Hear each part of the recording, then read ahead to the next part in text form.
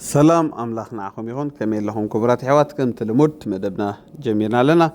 نايلو معنتون حدا فيديوهات حيزة متقله ببتران دارنا هي ساقن قبرنا اسكانتا قدامي فيديو نسمع عمو دزار ولاني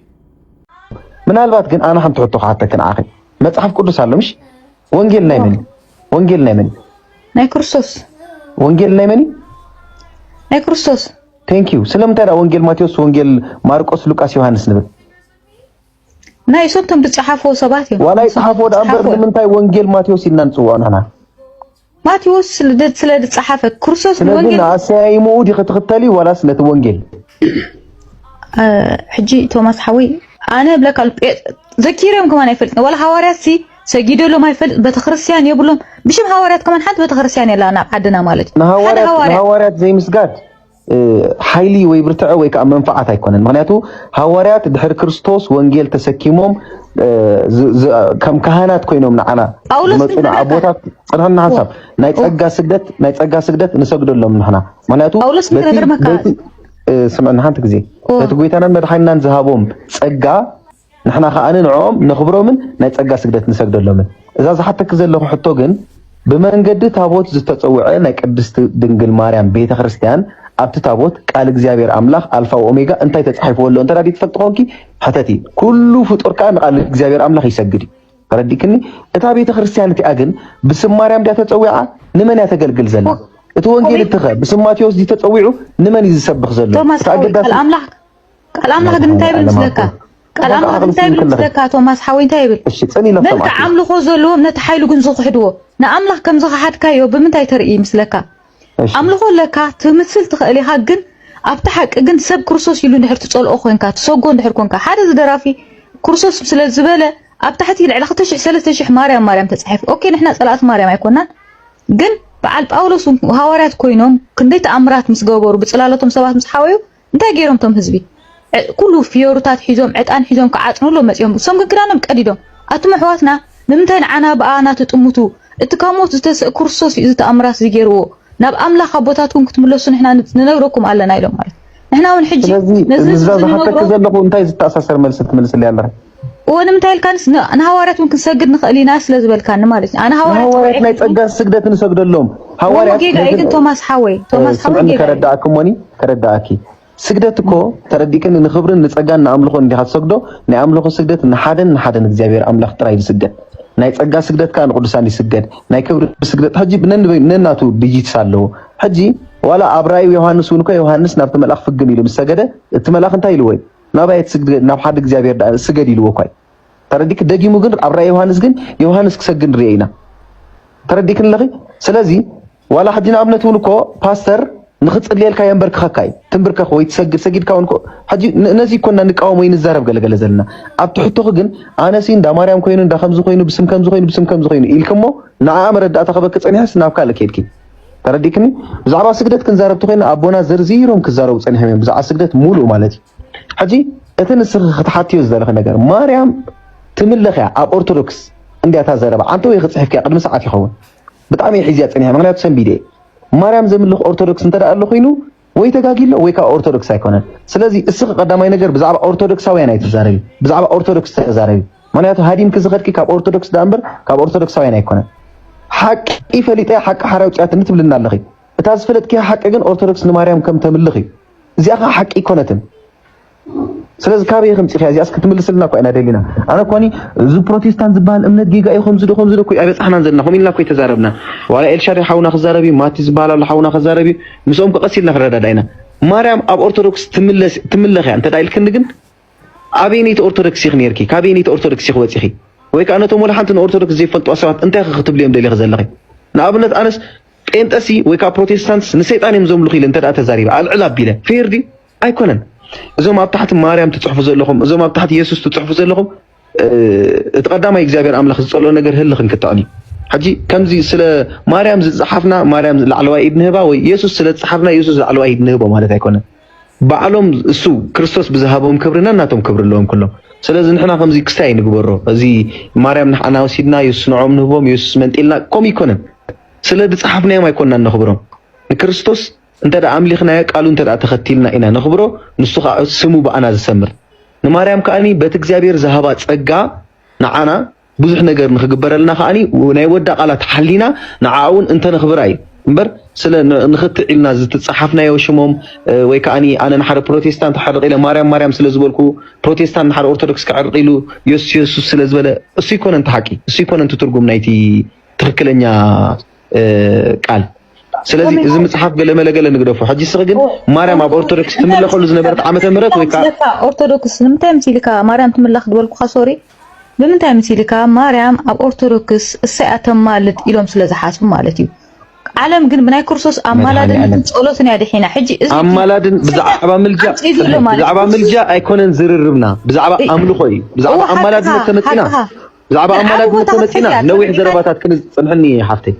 ብዛዕባ ኣማላድነት ተመፂና ክርስቶስ ድዩ ኣብ ሰዓት እዚ ኣማላዲ ዋላ ብነገረ ስጋዊ ዲኔሮ ኣማላዲ ገለገለልና ነዊሕ ኣርእስቲ ቅድሚ ምኽፋትና ኣብ 356 ሰብ ኣሎ 10 ኣርእስቲ ከፊትና ኣይነወዛግቦ ሓንቲ ሕቶ ክትለኹ ትኽብትኽ ማርያም ኣብ ኦርቶዶክስ ክትምለኽ ዝረኣኽሉስ እንታይ ትኽብት ሓውና ቶማስ ኣምላኽ ይባርኮ ማለት ኣብ ወንጌል ዝገብሮ ተሳትፎ ገለ ደስ ይብለካ ማለት ሲ ገለ ስነ ጥበበኛታት ሓንቲ መዓልቲ እውን ክርስቶስ ኣልዒሎሞ ተዛሪቦምሉ ኣይፈልጡን እዮም ኣብ ሶሻል ሚድያ ሕጂ ቶማስ ከዓ ከም ስነ ጥበባዊ ብዛዕባ ሃይማኖት ክከራኸር ገለ ትሪኢኻ ብዙሕ ግዜ እሞ ይመላኣሉ ኢኻ ትብል ማለት 00 ናብዛ መገዲ ሓቂ ክመፅእ ክእል እዩ ንሕና ቀደም ከምኡ እንዳተኸራኸርና ክንምርምር ምጀመርና ናብዛ መገዲ ሓቂ ኣምላኽ ኣምፂና ማለት እዩ በዚ ነገር እዚ ደስ ይድብለኒ ማለት እዩ ኣብዚ ናይ ጸጋ ስግደት ገለገለስ ክንደይ ሻዕሞ ተዛሪብና እንዲና እምበር ምስ ኤፍሬም ምስ ሰልጠነ ወላ ምስ ስልጣን ዲቤት ገይረ ነይረ ማለት እዩ ናይ ጸጋ ስግደት ስገድሎም ዝብል ጽሑፍ ተድህልኮ ንሕና እንታይ ኣለና ምሳኹም ደከራኸር ቶማስ ንሕና ግን ኣብ መጽሓፍ ቅዱስ ዝረኣና ቆርኔሌዎስ ንጴጥሮስ ምስ ሰገደሉ ጴጥሮስ ተስእ ኢልዎ ማለት እዩ ናይ ጸጋ ስግደት ትትኸውን ነይራ ሰቂሉ ምተቐበላ ነይሩ ግን ተስእ ከማኻ ሰብያ ንኣምላኽ ሰገድ ኢልዎ ዮሐንስ 200 ነቲ መልኣኽ ሰጊድሉ ተጠንቀቕ ኣነ ከማኻ ባርያ ኣምላኽ ከይትሰግድ ተባሂሉ ኣብ መጽሓፍ ቅዱስ ግደፉ ንኣምላኽ ጥራይ ስገዱ ተባሂሉ እዩ ማለት እዩ ወላ ኢየሱስ ንሰይጣን ገንሖ ከሎ ንእግዚአብሔር ኣምላኽካ ስገድ ንዕኡ ንበይኑ ተገዛእ ጽሑፍ እንዳበለ ይዛረብ ማለት እዩ ሕጂ ደኣሞ ካበይ ምፂኹም ወስኹም ክንግዝኦም ኢና መላእኽቲ ናይ ጸጋ ስግደት ገለገለ ባዕሉ ዮሐንስ 200 ተጠንቀቕ ድበሎ መላእኽቲ እንታይ ኣለካ ኢኻ ሕጂ ሰኻ መሊስካ ትጋገይ ስለዚ ሲ ኣብዚኣ ዓባይ ናይ ኦርቶዶክስ ጋደጋገይ እሞ ድሰገዱለው እንዶ ንመላእኽቲ ኣብ ብሉይ ኪዳን ገለገለ ብሉኻ እዮም ኣቶም ሰባት ናይ ሰባት ልማድን መጽሓፍ ቅዱሳውን ትእዛዛትን ፈሊና ንራእዮ ኣብ መጽሓፍ ቅዱስ ሕጂ ድዘመው ኣለዉ ሸሓን ስደእተው ኣለዉ ከም በዓል ሰሎሞን ንሳቶም ከምኡ ስለ ዝገበሩ ሕጂ ንሕና ከምኡ ንግበር ማለት ዲ ኣይኮነን ትእዛዝ ኣምላኽ እንታይ ይብል ክንበልና ትእዛዝ ኣምላኽ ዳ ንኣምላኽካ ስገድ ንዑ ንበይኑ ተገዛእ ይብለካ ስለዚ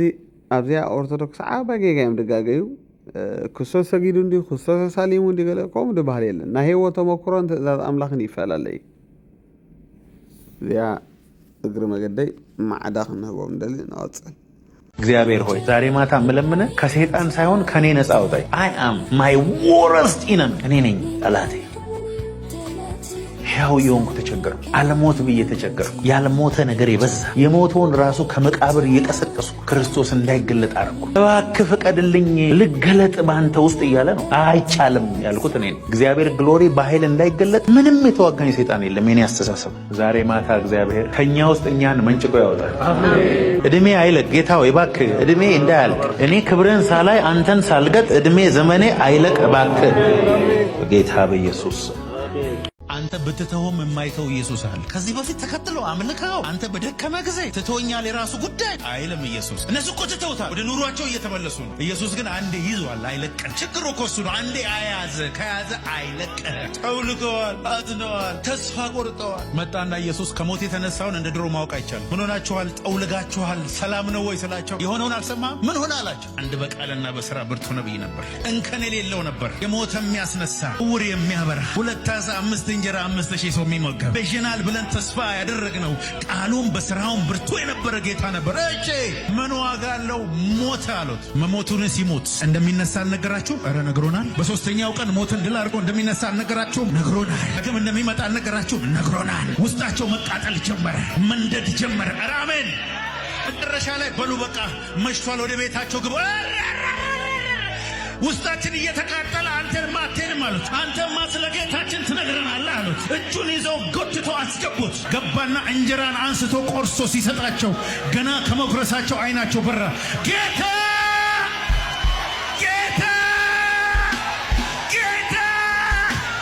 የሆነ ሰው ዛሬ አይኑ በኢየሱስም ይበራል። የጌታን ፊት ለፊት ያየዋል። የሆነ ነገር ሸተተኝ፣ በቃ ጉንፋን ሊይዘኝ ነው። ይይዝሻል። ሊያመኝ ነው መሰለኝ፣ ሊያመኝ ነው መሰለኝ። ምንም አልመሰለሽም፣ ያምሻል። ለወድቅ ነው ትወድቃለህ። ልሆን ነው ትሆናለህ። ሀብታም ልሆን ነው ትሆናለህ። እቺን አሜን አልካል። አስተሳሰብህና ንግግር ላይ ነው የተቀመጠው። ማይንድ ሴትህንና አነጋገርን የቀየርክ ቀን እና ያንን ላይፍ ስታይል አድርገህ መኖር የጀመርክ ማንም ሰው አንተ ላይ ሊደርሳቸው ዩል ቢ ቶፕ። በቃ ያ ዝብላዕ ምኽሪ ንኣምላኽ ሲ ካብ ሰይጣን ጥራይ ነፃ ያውፀኒ ትበሎ ካብ ርእሰይ ነፃ አውፀኒ በልዎ ይብላሎ ተኣምራት ታደቀ ናይ አንደበትና ቃል ከዓኒ ይሰርሕ እዩ። ስንፍና ኣይንዝራእ ክሰርሐ ክጥሕሰ ሃብታም ክኸውን እንዳበልካ አውጅ። ድኽነት ጉስቁልና ካብ ህይወትካ ኣርሕቕ።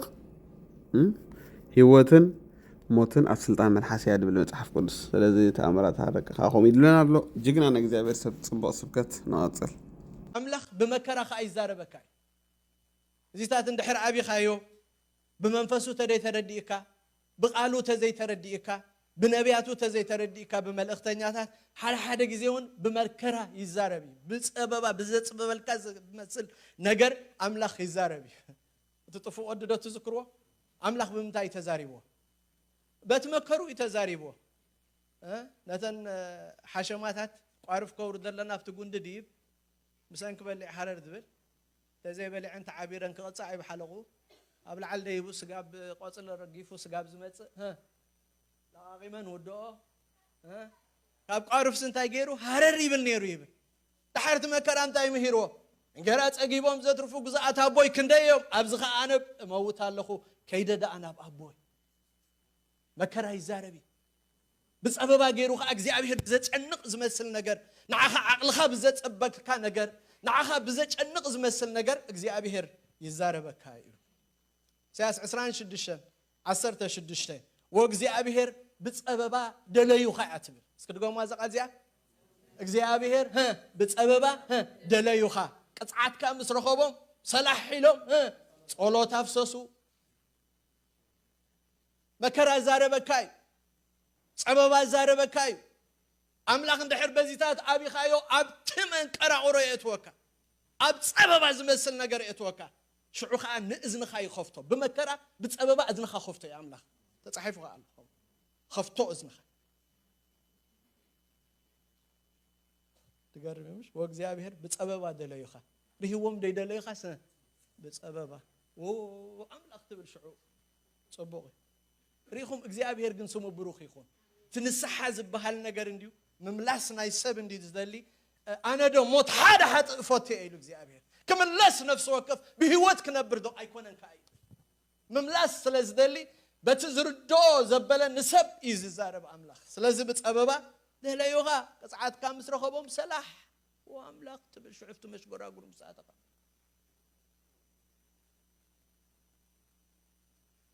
ራእይ 3:19 ንሱ እዩ። ኣነ ነቶም ዘፍቅሮም ዘበሉ እንታይ ይገብሮም? እገንሖም። ቀፂሉ ኸ እንታይ ኢሉ? እቐፅዖሙን እየ። ስለዚ እንታይ ግበር? ተነሳሕ። ቀና እሞ ንስኻ ኸ እንታይ ግበር? ተነሳሕ። ኣብ ገለገለ ትንሳሓሲ ብምንታይ ዝመስል እዩ? ብመግናሕትን ብመቕፅዓትን ዝመስል እውን ኣምላኽ ይመልሰካ እዩ። ስሙ ብሩኽ ይኹን ኢሉ ንስሓ ንኣምላኽ እዩ ዘኽብር። እስኪ በልዎ ዝቓል ዚ ኣሜን። ድሓር ክንርኢና ንምንታይ ንኣምላኽ ከም ዘኽብር ኣካን ምስ በደለ እያሱ እንታይ ይልዎ? እያሱ ከዓ ንኣካን وديلو بجخه نجزي أبير أملاخ إسرائيل أخبره تناززلو ونيلو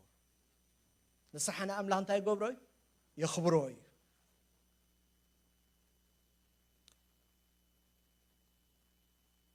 حاتيات مقبار نا أملاخ مبدالي ومعلت زي أتحزنا يتصبقتها حاتيات مقبار انتايو دقوم ولا يعاولكم حاتيات مقبار نا أملاخ مبدالي إرمياس 10:4 صحفوه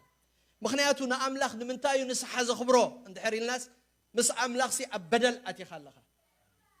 إلو حاتيات مقبار تتقاليلو نا أملاخ مبدالي زمت أبتو مودات إرمياس 10:4 تلمتنا بزوحي نعخاون بدلنا إرمياس نعخاون تاي قبرنا بدلنا قداماي ساميل 10:23 أنستا صبقتن قنعتن مقد بادا أخ مهروكم منبر ما انتخاتكم ملمان محداقي نقزي أبهير مبدالسي كاباي يرحقو نمن مبدال نقزي أبهير مبدال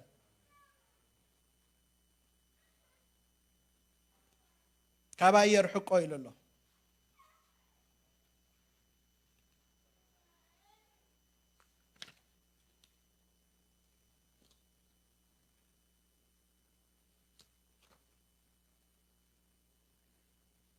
أب 50 حدا مزمور كأ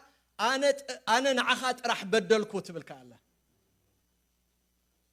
نسخة بزرباخات صادق بفردخاون قنعكم كم أنت تركبسي أنا نعخا راي بدلكو يبل سلازي تقولوا حتى تتقاليلو نمن ويمتصالو نجزي أبهر مبدالي سلازي من نسح كأ نجزي أبهر يخبرون زي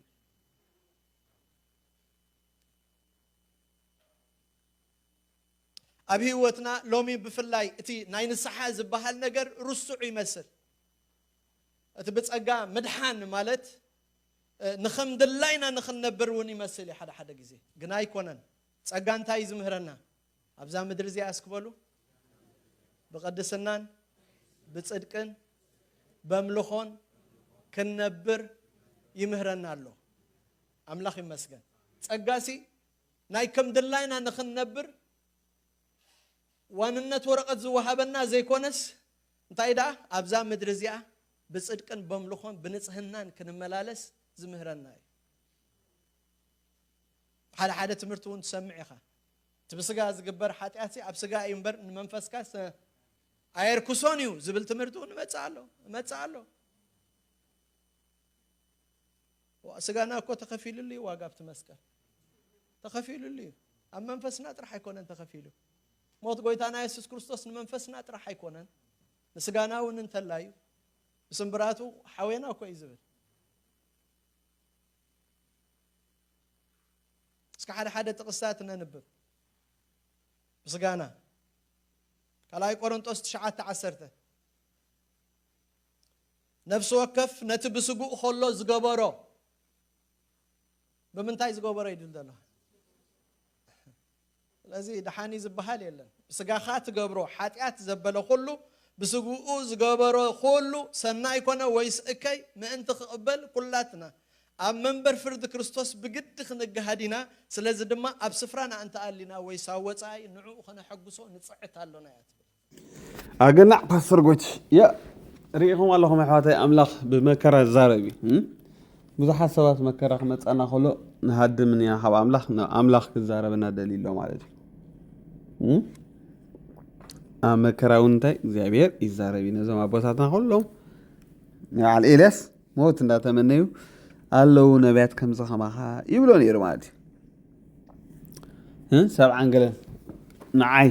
زخونو حبي اللهو بين هايكم كان يلوني إلياس أبت مكرة تخونون الزاربون يرماتي بزغنه تصبق سبكتنا يفاسر قويتا يباركو أنا أتصل جمريا نايتي ساعي ما بسرتي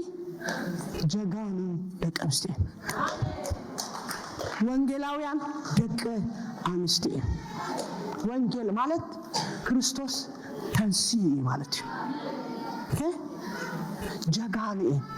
مقابر زدفرا جاغانو حدا نقر حسنه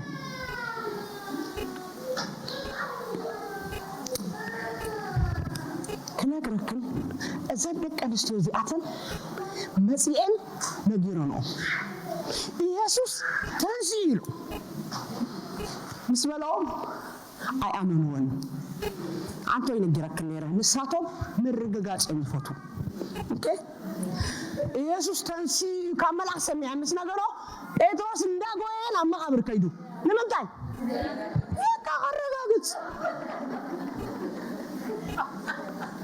ከረጋግጽ ይኸይዱ أما أكون جيرو أمنيري قويتا أكون عندي بس تنسى أو أبغى لي خدمة كميلو أمنيري كو لا جيرو أمنيري لا أمنون يقرب نقر مريم تنسي إلهوا كيدا تزاريبا نبيتروس كمتسخلو متسيا أما قبر الله سعج الله افتبوت الله كل مقابر الريام يخدم مريم جناب الله حجون الله بتاع مقابر اوكي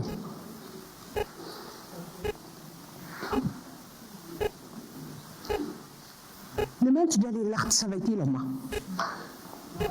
ملاخيهم اللي حتتوه يسوس دل الله حلف بسبلت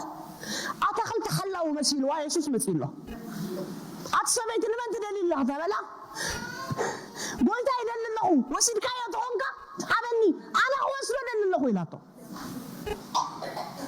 يسوس مويتو أمار يا بلبقن يسوس ياوي بيخل اتقال هي وسلازقنا وشتا مويتو إلو ما ولا سياوي بلبا ده مويتو خلو مع هي وسلازقنا انت إلا كواسو يا وسيد كاية تونكس نقرن حبني من تحتلنا بتحت قرصات قفت سلطة من أبرد أتي تسفى قريصهم كاب إسرائيل كاب يروساليم زخدوا نبروا من قد اندا تزاروا بزعبا يسوس فانسي يسمي أمان لو قنا أمنوا اندا خدوا خلوا يسوس متيو اندا تزاروا كنت خدوا لهم إلوه أمنتي أب لوقاس نعرف إسرائيل أربعة فقد إسرائيل كتن حيز كتنحي أنت لا تقبروا لهم وعيد أبدي خالي ركاب زغطة ما زي سمع كان دي خبزة سلسة مع التزياتن زخونة تاريخ حدا يسوس تبهاله بسرحن ها بقالن أمون زنابرة برتع زنابرة زعما ود نازريت يسوس روماويان حيزم زقتلوه بزعبوينا نزارب تسفى نيرونا صباح هاليلويا أمد الله نقدسيلنا تسفى يمجرم منيرم بسقا لا هاجر حتى سلزنا مرو زعبوه نبيات زتزاربوه قال كما يكم زولد تحركة كما يكم زموت كما يكم زنسي خرجهم جميرو كم حد جميرو أي برهالله من قنا نمنتا أنتم تتحيزوا سلزنا برا ولا كنا نقرأ مما كلام يفلتوه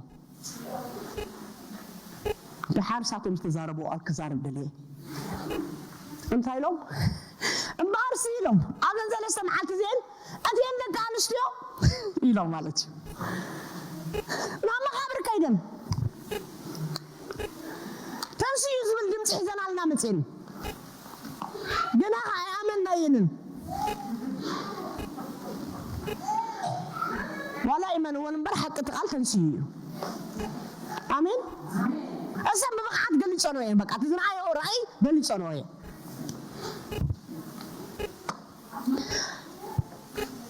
أجري من أنا أزبل كلامه بقعد كنستيو ما قرنتي آمين تنسيه إلى نس أجري من أنا جابر ما قرنتي برك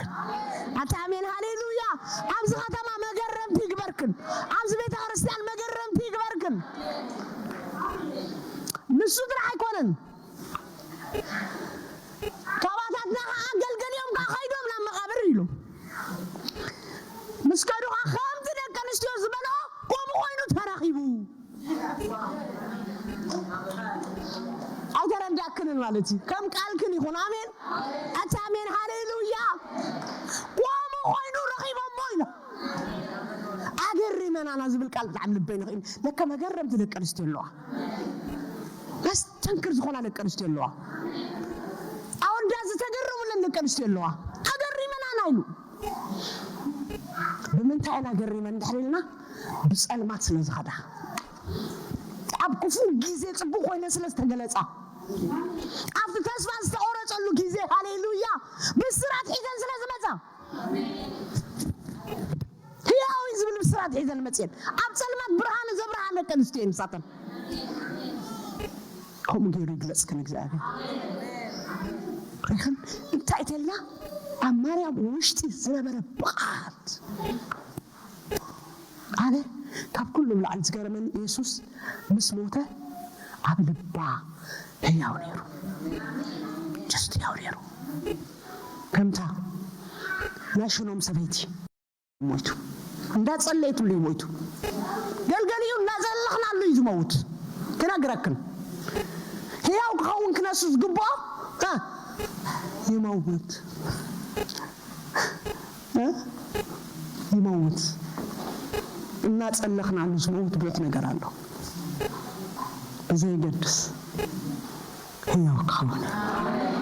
ካብ ቀዳማዮም ሲ ዳሕራዮም ዝገደደ እዩ ዝኸውን ነታ መገዲ ጽድቂ እንተ ዘይፈልጥዋ መሐሸ ነይሩ ከምቲ እትምስላ ሓቂ ከልቢ ናብ ትፉእ ተመልሰ ሓሰማውን ተሓፂባ ኣብ ጸብሪ አንገርገረት ዝብል በፂሕዎም ኣሎ شمون بعلو نعنا وانجيل يوحنس 10 ምዕራፍ አባጊዐይ حكي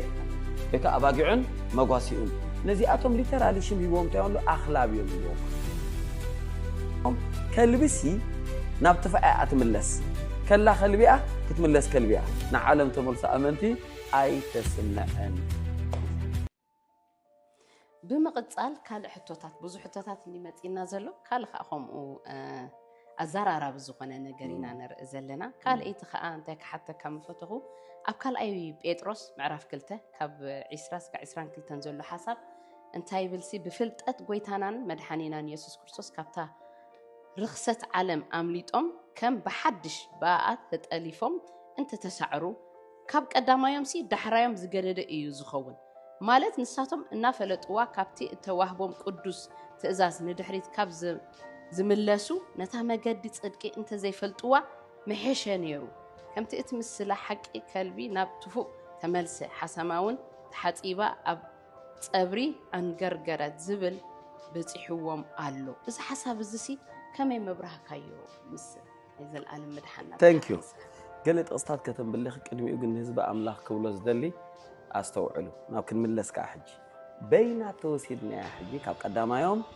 دحرايوم تمالين اجر مقدنا حتى الناس نبرت هذا قداموت دحروت قداموت كوني بين ان دحر توسيدا كالي اتمثل تمنا قدم امنتكم الله سيوم تمنا حدش خيلو قال عينت يا تمثل كونتكست نحر بين توسيدا حدق الله جيجا ترجم كأنا بجيجا هيوتن ناب جيجا عينت مسمر نوستكاي نابي نملس دبدابي نديو نلعلي بريتكس نتحتها بوستكس بملأ تايك بالدليل قدامي كلا اي بيتروس كلا اي مرح زعمل يزارب حجة ختم بالله كلا بيتروس كلا معرف نهر دلنا قصر حدا بالله جناخه نبيات حصوت دما أما أكل إتهزبي تنسيهم نبرو كم أخا أما أكلكم ممهران حصوت كتنسو إيوم نمبر 1 إذا أنت يزارب له إذا بحصوتي ممهران قصر 10 شوعات نساتهم ما يزيبلو علاتات وببلا زي زخب كبو جمن إيوم نعتاتهم جب زبالة ألمات نزل ألم تأكيب لهم علو قطر 10 تخلته ولا بيترس أبا كنت 10 تخلته إذا أتوم جنا كم تان ما أسرتن نتفقاتن اتفترت بهم إنسسا إيوم نتزي فلتوو نات أعرفوا بتفقاتهم كتفقوا إيوم قطر 10 تشعته كلا بيترس كنت 10 تشعته التسعر سب نتز السعره باريو يخونو إيومو نساتهم مرؤسهم باروت تفقات كنسهم حارخت وطو إيخم النابلو يتسفيهم اللو إزياتهم بزارب لهم دلو زعبان تيتريقوا لهم حصوتهم مهاران كوينو موداتو تفقات جن أبتشرش اللو أبتشرش مطيع حجي صبق غيرنا نرأيهم نزياتهم كنتنتنهم كلنا نزياتهم أبشرش متيم تعداقا كابت كتما أنا أبشرش متيم مولو كلام لك زارو جنبيرو مالو مزحات كأيهم دبالاشو تفاعتهم مش أرشام خان نجيرو مالو نزياتهم سبات بزح سبت التاللهم كاب قدامهم دحرايهم بخاطا ما قد تصدق تدي فلتوا دبلي بس نمسا إبراويان 4 كل التخزار كله بزعبا سرع لوان تايد الساتهم كاب قلت وجه ما يوصل واتيوم لبو ما بيالو اب قبصي اقرم ك وصيو انتاي لتقال ابران 4 تخلته واتيوم يوم اتقال جن مساتاتهم مسلبهم سلازي حبري اي تقوم من واتيوم دو يس واتيوم ما قد حرنت ريوم ما دو هو مسلبهم سلازي حبري جن كاتو خيلهم كنان ام مدربدا تريفهم زياتهم كا حدا اوان ملأخت نغيروم زموصيو مقدر ناصنت كفلت والله اتيوم جن جنا ليدحانو سبات اب تشرش جن دلو سبات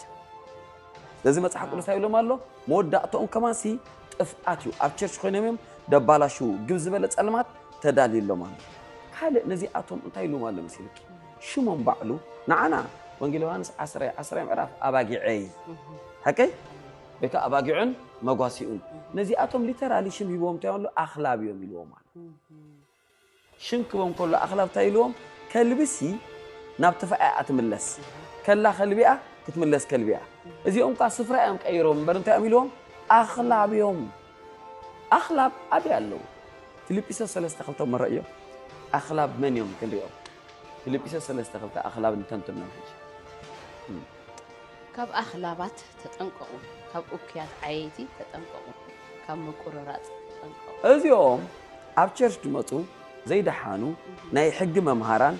قرارتي ناي فرسوان صادق ايان كوينم سلطناتهم بجيل دموتيم كابتخه مقيرغ نابشرش اتيم مالو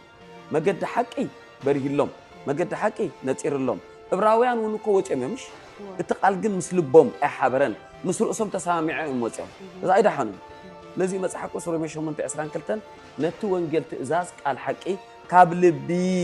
كابلبس لتعززكمو كتقيمكم الله ياتون كابلبو ما يكونن اتي مقد ترديوم الله وچيهم كله لك اسرائيل وچيهم يوم غينا يدحن نابچرش زلويا تفوم كملسيو قصاليهم زغبرو ازيوم نا تفوم تملسو امثال 26 11 رايو مثال 26 فقد 11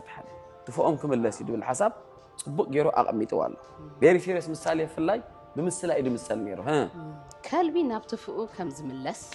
عشاخم عشنت يدغاغمو زياتهم حجي طرا يكون قصالخ دغاغمو صنحيهم لماد الله ما بكتما نابچش ادرس قيرهم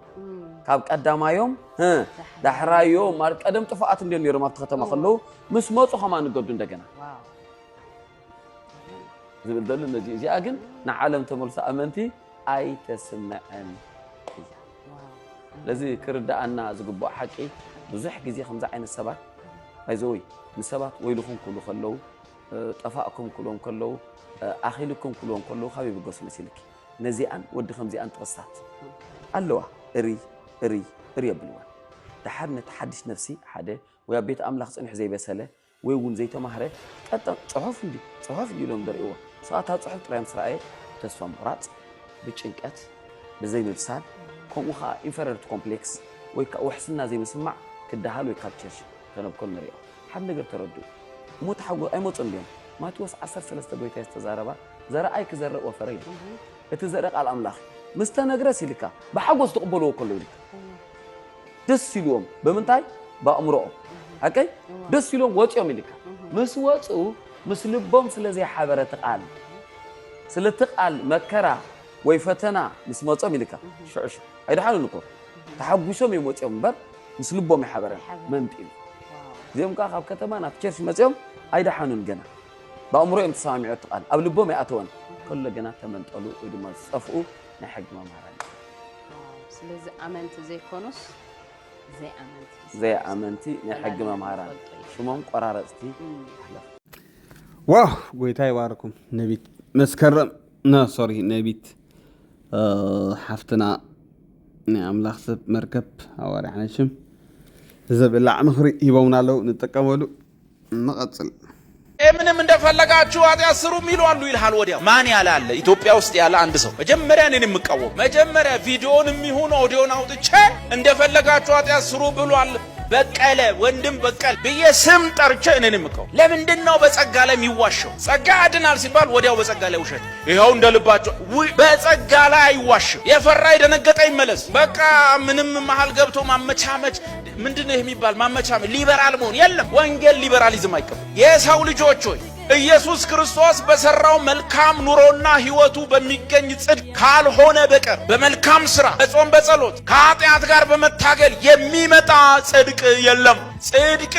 እግዚአብሔር በኃጢአት ሙታን በነበርክ ሰዓት ኃጢአተኛ ለመሆን የሚነገረውን ለዛም የሚመጣውን ውጤት በተሰበከል ወንጌል አማካኝ እግዚአብሔር በልብ ውስጥ በሚፈጥረው እምነት የምትቀበለው የእግዚአብሔር ነፃ ችሮታ ሮጠህ የምታገኘው አይደለም። ወይም ጽድቅ የሚመጣ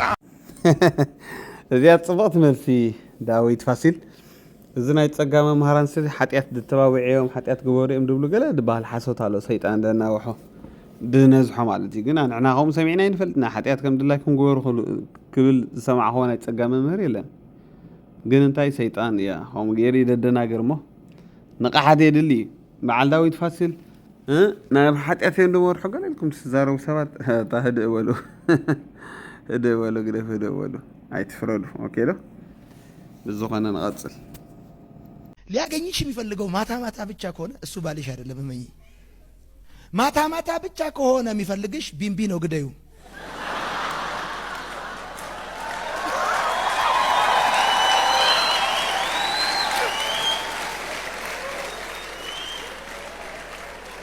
እኔም ማቀው ሐዋሳ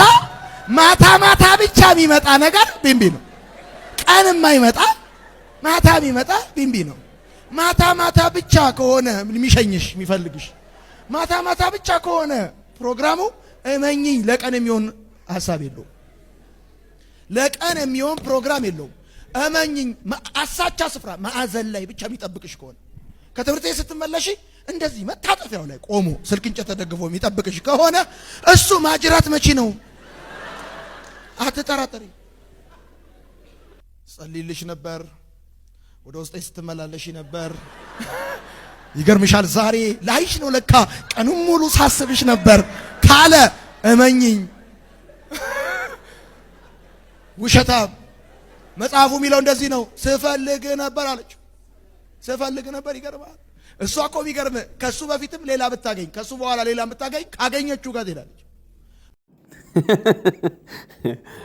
አምላኽ ባርኮ የናታ ያ ቅንስና አኸን ያዛ ትምህርት ምሸት ደቆጥራኪ ተኸይን ሸታት በልብ ለከለ ያ ጸልማት ኮለ ጊዜ መጋገይ አብዴት አይደለህ ሽግር ይጥተወቃ ጽባው ማህሪ ናጥል ኤርምያስ ነብይ ነው እንደዚህ ያለ እግዚአብሔር ከሰማይ እስኪጎበኘን ድረስ ዘንበል እስኪል ድረስ አይኔ ሳታቋርጥ ዝም ሳትል እንባን ታፈሳለች። ያለ ከልካይ ያለቅሳል። ኢየሩሳሌምን ይመክራታል። እንባሽን ቀንና ሌሊት አፍስሽው አታቋርጭ አልቅሽ ይላታል። አልቅሽ አልቅሽ ኢየሩሳሌም እግዚአብሔር እስከሚመለከትሽ ድረስ አልቅሽ ግድ የለም ይመክራታል።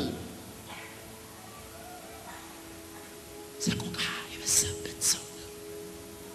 ሰቆቃ ያስቸገረው ሰው ነው። መከራ የበዛበት ሰው ነው። ያስጨነቀው ሰው ነው። ገና ልጅ ሆኖ ሲጠራው እግዚአብሔር እኔስ ብላቴና ነኝ ተወኝ ብሎ ነበረ። እባክህ እግዚአብሔር አልችልም እኔ ሕፃን ነኝ ተወኝ ብሎት ነበረ። ግን እግዚአብሔር አልተውህም አለው። ጠራው። ትነቅላለህ፣ ትገለብጣለህ፣ ታፈርሳለህ፣ ትተክላለህ፣ ቃሌን ባፍህ አኖራለሁ፣ እኔ ካንተ ጋር ሆናለሁ አለው። ይሻለ ኤርምያስ የሚያገለግልበት ህዝብ ግን አልሰማሉት። ቢነግራቸው አልሰማሉት። ይተፉበታል፣ በጥፊ ይመቱታል፣ ያዋርዱታል።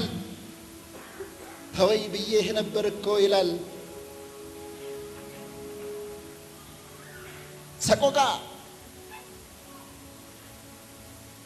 እምቢ አለው። የተወለደበትን ቀን ረገመ ኤርምያስ ከመከራ ብዛት። በጣም የሚገርመኝ ግን ልገራችሁ፣ የተወለደበትን ቀን መርገሙ አይደለም የሚገርመኝ። እንደዚህ ያለ ኤርምያስ ወንድ ልጅ ተወልዶልሃል ብሎ እኔ የተወለድኩኝ ጊዜ ወንድ ልጅ ተወልዶልሃል ብሎ ዝሓውና ወዳጀነ ህባል ብጣዕሚ ንፉዕ ሰባኻይ ነይረ ቀደም ማለት እዩ ሎሚ ናብዛ ኦርቶዶክሲ ተፀጊዕ ድሎ ግን ደምፆ ምክርታት ገለ ከዓ ዝጠቅም ድሃንፅ ገለ እያ ኣነ ይፈትዎ እየ ነቲ ዝጠቕመኩም ውሰዱ ነቲ ዘይጠቕመኩም ከዓ እለይዎ ማለት እዩ ኢኮሚኒዝም ዶ ገለ ዝበሃል ሃይማኖት ኣሎ ከምኡ ይደኣምን ካብ ኩሉ ፀፅበቕ ተወስድ ገለ ይድብለካ ኣታ እዚ እውቀት እኮ ኣሸጋሪ እኮ ሓደ ግዜ ሪኢኻ ለካ ዝፍልጠት እኮ ናበይ ይወስደካ ናብ ፍልስፍና ናብ ሃለውሎ ገለ ይወስደካ እየ ጅሲ ሓውና ወዳጀን ከዓ ብዙሕ ፅቡቕ ነገር እዩ ዘለዎ ኣብ ሰናይ እምነት ነገር ግን ናብ ካልእ መስመር ከይዱ ማለት እዩ ንፀልየሉ ቀደም ግን ወዳጀን ከመይ ነይሩ ተልካ ኣብዚ ቪድዮ ሪኢኹም ኢኹም ሓያል ሰባኻይ ነይሩ ያ ንእግዚኣብሔር ኣምላኽ ኩሉ ግዜ እንታይ ኢልኩም ፀልይ መሲልኩም ጀማሪ ደይኮነስ ፈፃሚ ግበር ንበሎ ክንደ ጀሚራ ወዲቓ እያ ብዘመን ዝኸናይ ሰንቀልከል ኢላ ጠፍያ እያ ዝሓለፈ ግዜ ናይ ደረጀ ይርኢ ነይሩ ሓንቲ ቪድዮ ናይ ፋኖ ገለገለ ትብል ደርፎ ልዑ እዚኣ ደርፊ ክፈትዋ ገለ ብል ነይሩ ዶክተር ደረጀ ማለት ሕጂ ክንደይ ሰብ ንድሕሪ ድምለስ ዘሎ ጉሄ ኣንስ ብጣዕሚ ብዝኾነ ንኣምላኽ ኩሉ ግዜ ምሶም ፈፀምቲ ግበረና እንዳበልና ንፀሊ በሉ ፕሮግራም ያብዚ ክወድእ ከምቲ ልሙድ መዝሙርና ሰማዕና እዛ ፕሮግራም ንወዳእ ያሰሰናይ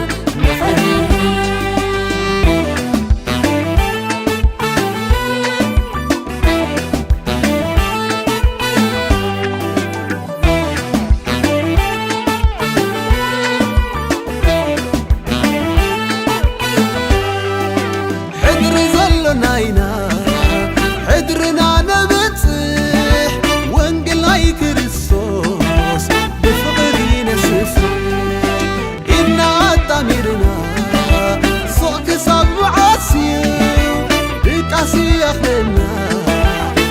زي حالة فاي اتعيو بزوحيو يا أحوال بقيزيو اتعيو بزوحيو يا أحوال بقيزيو نعيد لنا نباخور نعيد لنا نباخور نسرح لنا نفرد نسرح لنا نفرد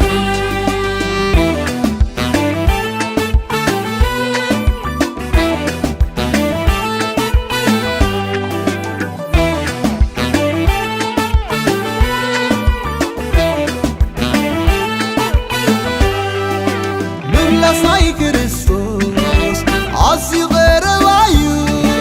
نقوي نعي أحوال يسوس كملسي زي ودات نقيرو نا يسوس نقاريو يتنحلنا خلو قدامي ودينو اتعيو بزوحيو نعي أحوال بقيزيو اتعيو بزوحيو